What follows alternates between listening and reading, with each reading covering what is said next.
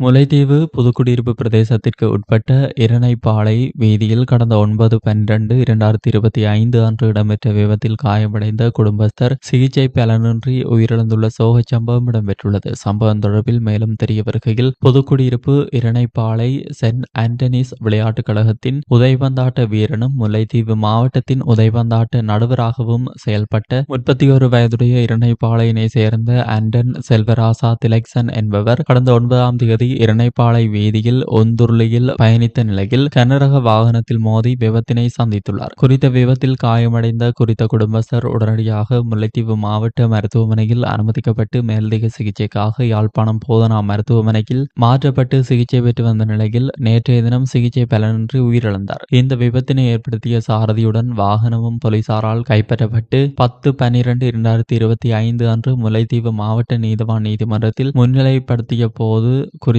சாரதி பிணையில் விடுவிக்கப்பட்டுள்ளார். இந்த வழக்கு விசாரணை 13/1/2026 அன்று திகதியிடப்பட்டுள்ளமை குறிப்பிடத்தக்கது.